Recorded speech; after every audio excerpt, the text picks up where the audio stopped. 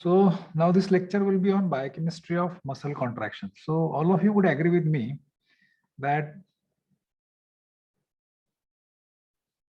coordinated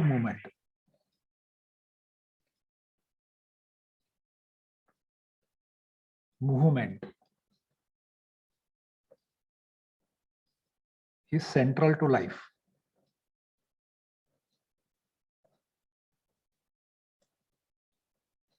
Life processes, you can say. Okay, and one of the major, coordinated movement in higher organism is muscle contraction.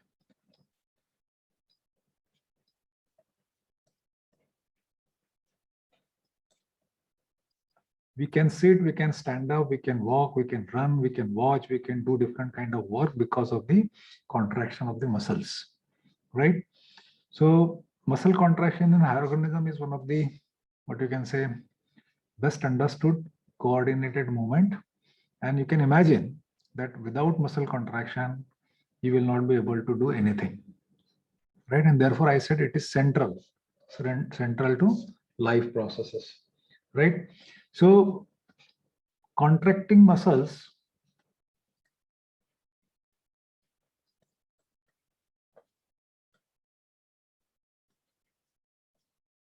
under voluntary control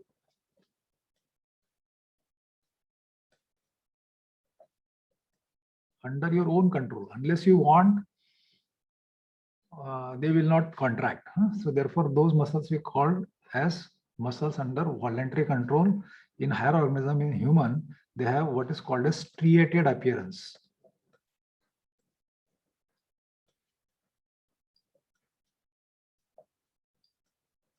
Striated appearance, and therefore they are also called as striated muscles.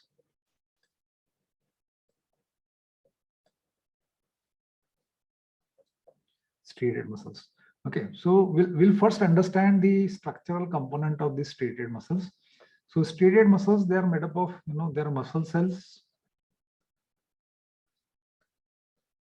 And what is the characteristic of these muscle cells? They are multinucleated.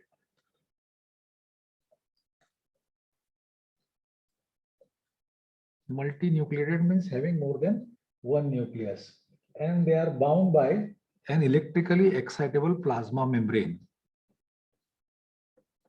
They are surrounded by an electrically excitable plasma membrane.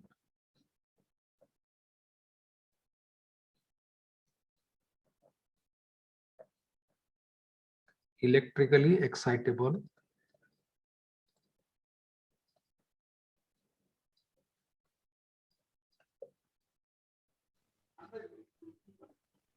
plasma membrane. Okay, and they have number of myofibrils.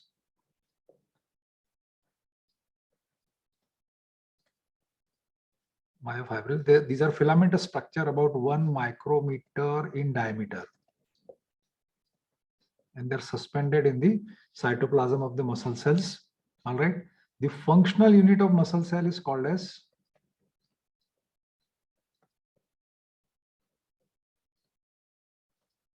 sarcomere, and it is about 2.3 micrometer in length. So we are discussing the structural aspect of the muscle cells, particularly the striated muscles. Okay, so sarcomere is the functional unit, and it has got a length of around 2.3 micrometer.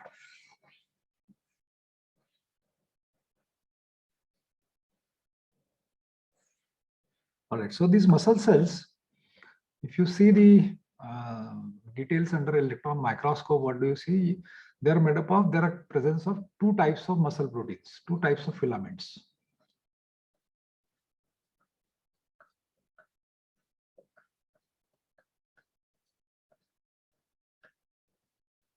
What are called as thick filaments,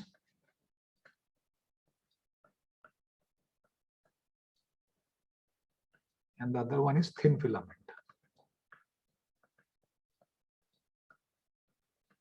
Thick filaments, they are made up of a protein called myosin. Whereas thin filaments, they are made up of three types of proteins: actin, tropomyosin and troponin. Myosin, this thick filament, they are about 15 nanometer in diameter. Whereas thin filaments are around 9 nanometer in diameter. Right? And you can write down each thick filament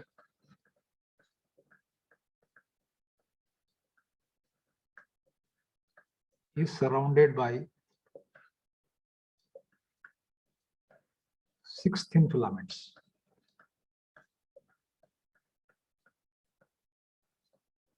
And each thin filament is surrounded by 3 thick filaments.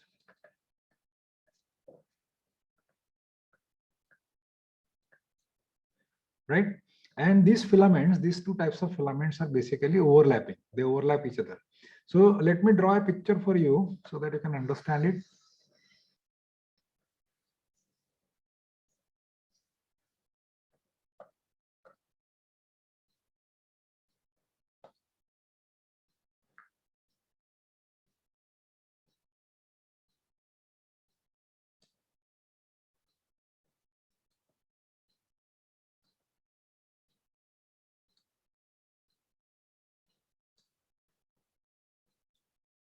As you can see, obviously these are thick filaments.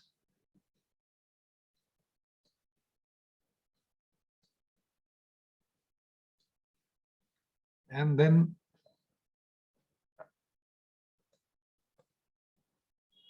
you have thin filaments.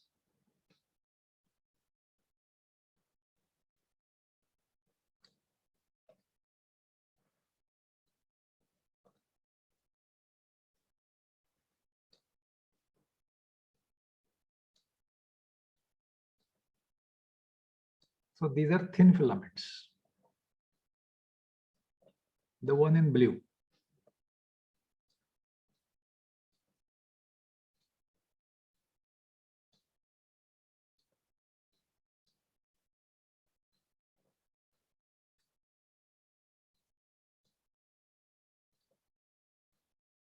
And because of the presence of thick filaments, okay, this particular region appears dark.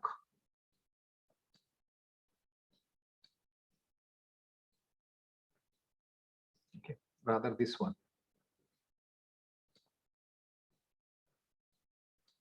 Darker. So this is called as H band. This is called as A band. Okay, and within the A band, this particular central portion relatively appears, less darker. This is called as H zone because there is no overlapping over here. So it is slightly less darker compared to the rest of the part, and therefore it is called as H zone. H zone, right? And the one, this one, this appears less darker, and this is called as I band. A band and I band. And there is a central line. This is called as Z line. Okay, and this particular unit is called as sarcomere. And because of this kind of arrangement, the muscle, it appears striated means, there are alternate, this is dark band and this is light band. So you will see the muscles appears like this.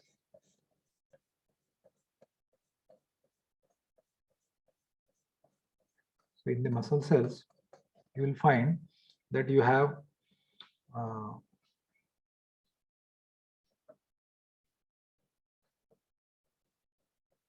maybe I will not be able to draw it properly over here. So you have to just imagine that because of this kind of arrangement, you have alternate light and dark bands. The dark band is called as A band, and within the dark band, you have a less darker zone is called as H zone, and the light band is called as I band because you have only presence of thin filaments in that particular region. Okay.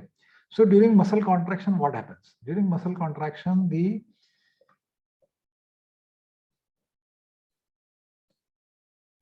length of sarcomere does not change. The length of, not sarcomere, length of thick and thin filaments.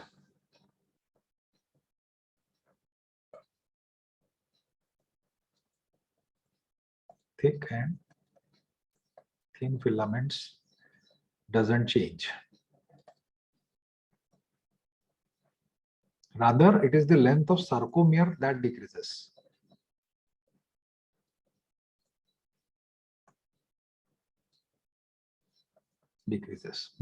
So when muscle contracts, this line will move in this direction, this line will move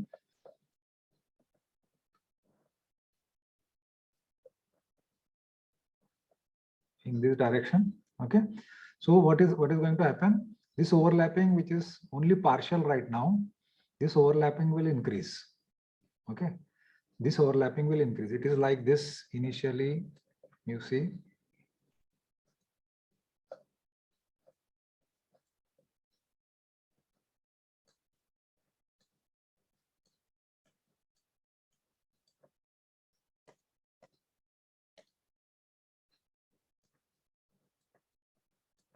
So this is the original relaxed muscles, and after contraction, what is going to happen?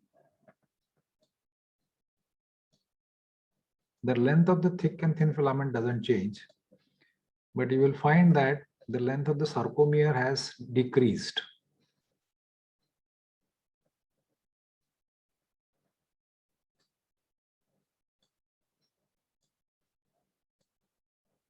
I hope you understand what I'm trying to tell you, because this overlapping has increased.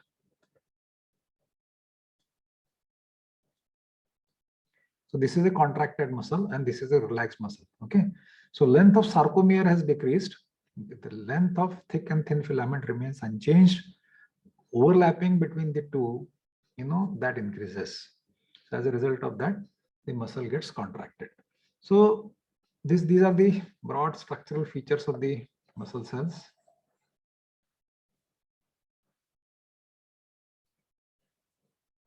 Let us understand about the muscle proteins.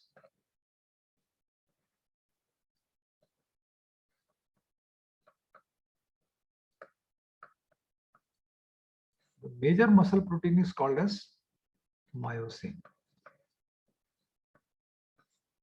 It has got three characteristic features. One is that it can spontaneously form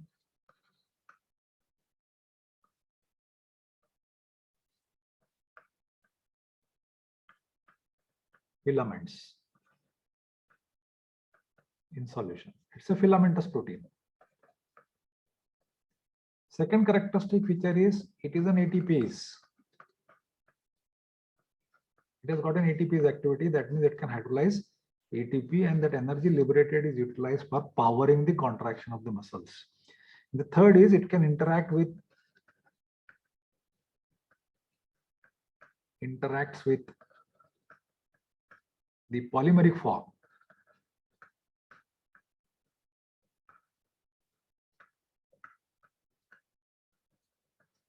Polymeric form of actin, another protein. Polymeric form is called as F-actin.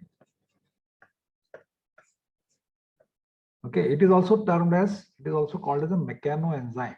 Myosin is called as a mechanoenzyme. What is meant by this mechanoenzyme? Because it converts chemical bond energy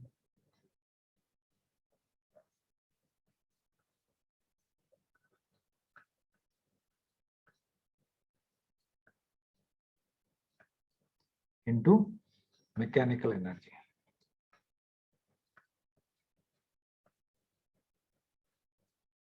Chemical bond energy is converted by myosin into mechanical energy, and therefore it has also been named as mechanoenzyme. Okay. Now, what are the other characteristics? It can interact with, as I said, it interacts with actin, and myosin plus actin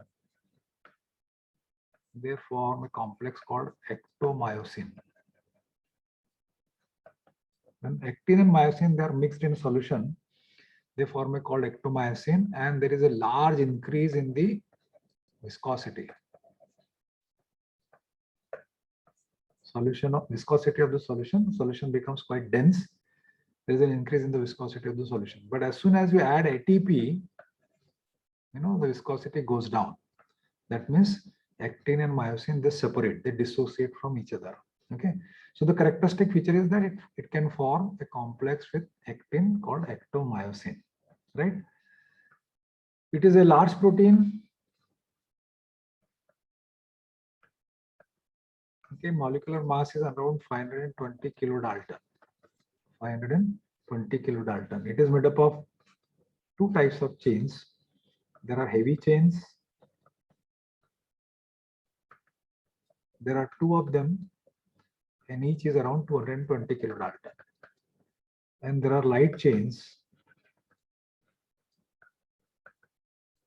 There are four of them, two pairs.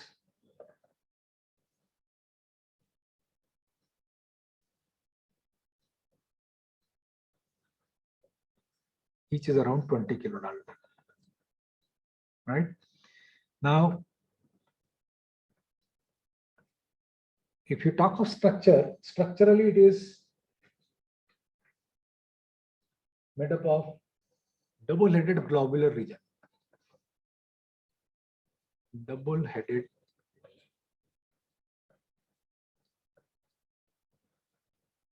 globular region joined to a long rod. And this rod is double-stranded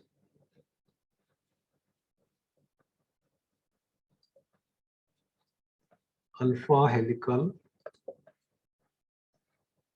coiled coil. Okay, let me draw a structure for you.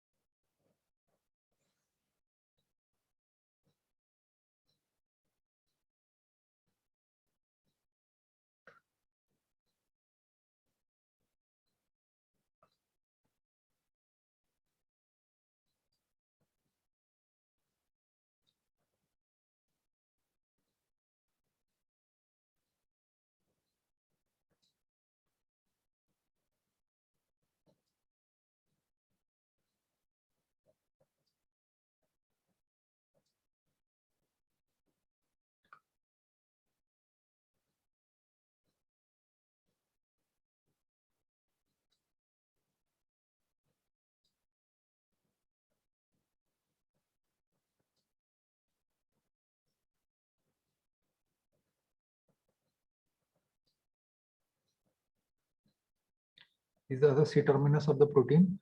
These are the globular heads.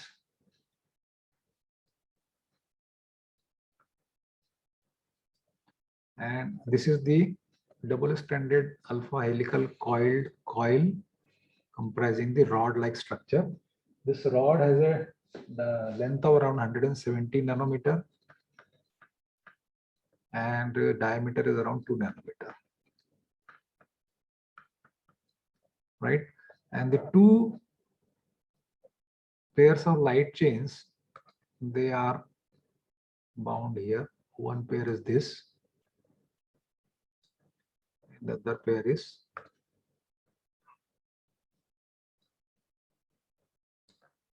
so these are pairs of light chains.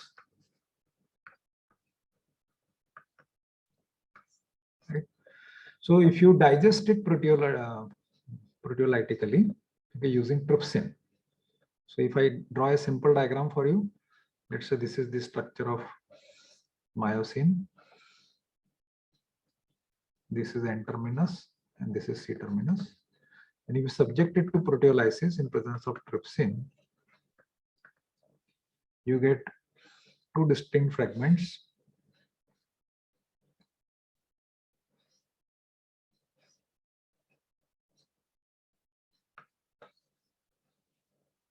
This is called as heavy meromyosin. heavy meromyosin, HMM, and this is called as light meromyosin. Heavy meromyosin and light meromyosin. And this HMM can be further cleaved into two fragments.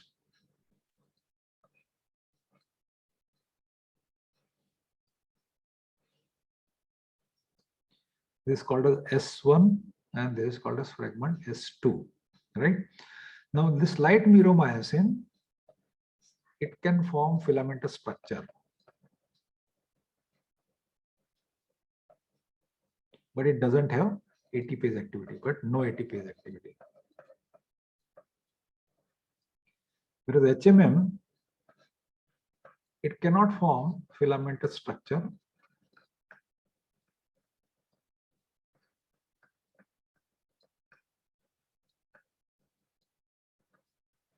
rather it has got the ATPase activity.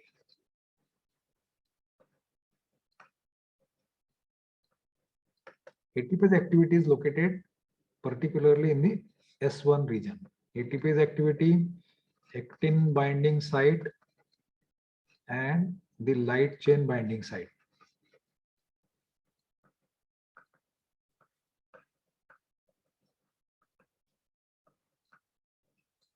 All of them are located on S1 region, right? S1 region of the heavy meromyosin, right? So see, there is a good division of work. Light meromyosin has a capability of spontaneously forming filaments, whereas heavy meromyosin can be further proteolytically cleaved into two fragments, S1 and S2. S1 has got ATPase activity, actin binding site, as well as light chain binding site. So basically it is the S1 region which is very important. It is the force generating part, force generating component of the myosin. Okay, if you see it under a microscope, it looks like this. Let me draw another picture for you.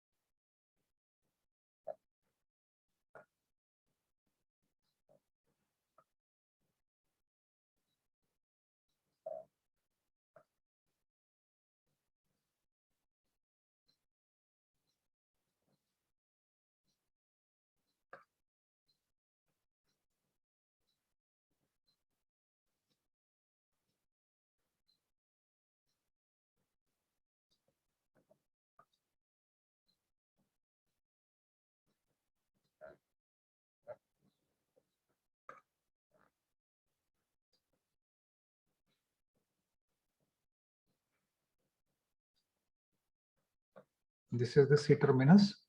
These are the globular heads.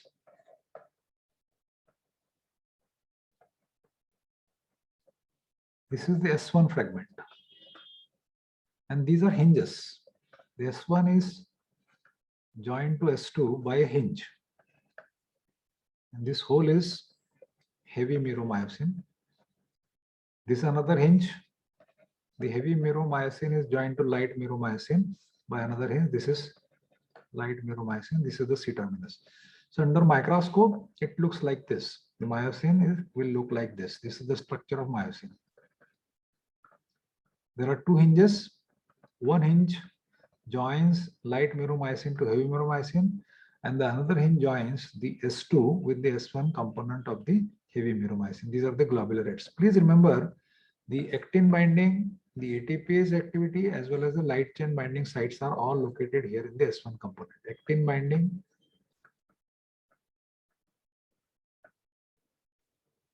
The light chain binding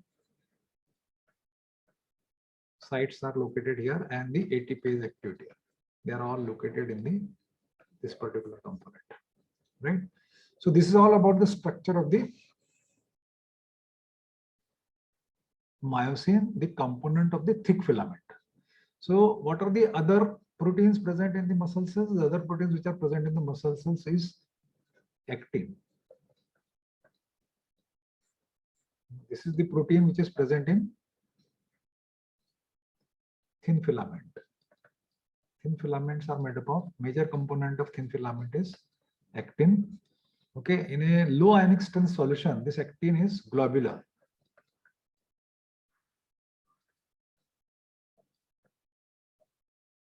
In a solution of low ionic strength, it is globular, and therefore it is also called as G-actin. G stands for globular. Its molecular mass is around 42 kilodalton. So small molecular weight protein, but when the ionic strength is increased, it polymerizes. Increase in the ionic strength leads to polymerization.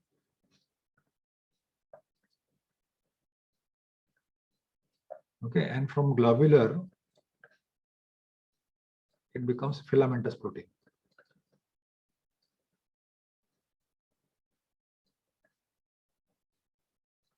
It is called as F-actin. So F-actin is the polymeric form of G-actin. Okay, the difference is this G-actin has globular in nature, whereas F-actin is filamentous in nature. Okay, so when the ionic strength of this particular protein in solution increases, it spontaneously gets converted into F-actin, the filamentous protein. It's a small molecular weight protein. The molecular mass is 42 kilodalton. It has also got ATPase activity, ATP hydrolyzing activity, but this ATPase activity doesn't contribute in muscle contraction. Please remember, the ATPase activity of myosin contributes in muscle contraction. It powers muscle contraction, whereas ATPase activity of actin, it doesn't contribute in the contraction of the muscles. What are the other proteins which are present in the thin filament? There are two more proteins which are present in thin filaments, and they are, the first one is called as tropomyosin.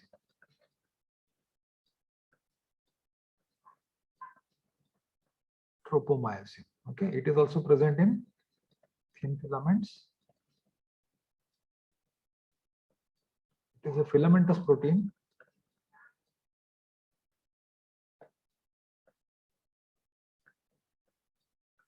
Molecular mass is 70 kilodalton. Okay, it is made up of alpha helical coiled coil, double stranded alpha helical coiled coil. Okay, and it runs parallel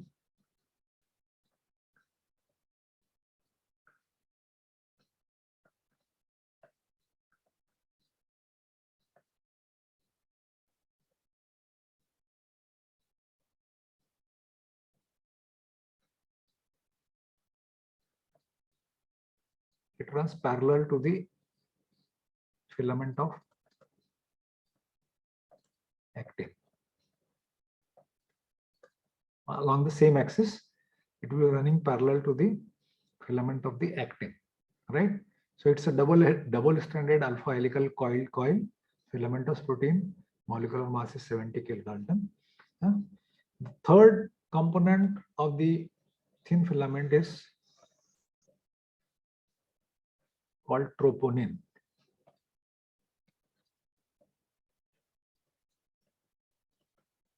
Troponin. This is the third type of protein which is present in thin filaments, and it is made up of three types of subunits: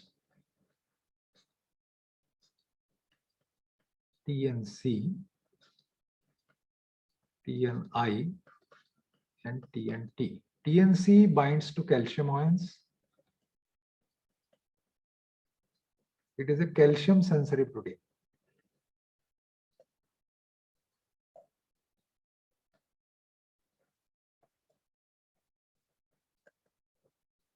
TNI, it binds to actin.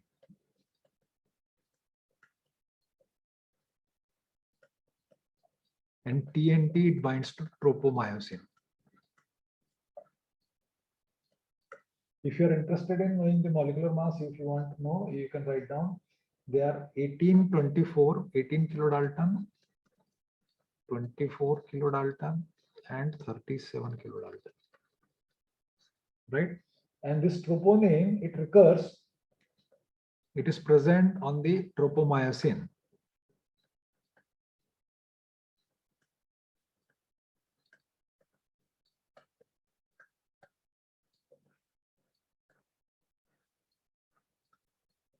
Every 385 angstrom unit.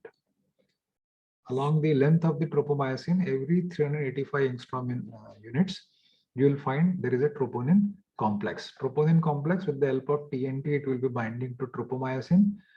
TNI interacts with the actin, and TNC is the calcium sensory component of this particular protein. Please remember, we are talking of the thin filament. Thin filament, the principal protein is actin. You know, it's a filamentous protein. When the ionic strength increases, it becomes filamentous, right?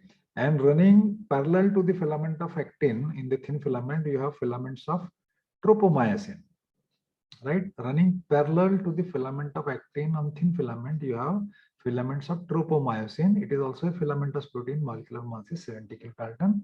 And then every 385 angstrom unit on tropomyosin, you have this troponin complex. Why I am saying complex? Because it is made up of 3 types of subunits. TNC, with the help of this subunit, calcium level in the cytoplasm will be sensed. TNI, it is with this particular subunit, you know, troponin will be binding to, will be interacting with the actin filament. And the third subunit is TNT. It is with the help of this particular subunit TNT that troponin complex will be interacting with the tropomyosin. So the frequency, the periodicity of occurring troponin complex on the tropomyosin filament, or you can say on the thin filament, is every 385 angstrom units. All right. So these are the major structural features of the muscle proteins.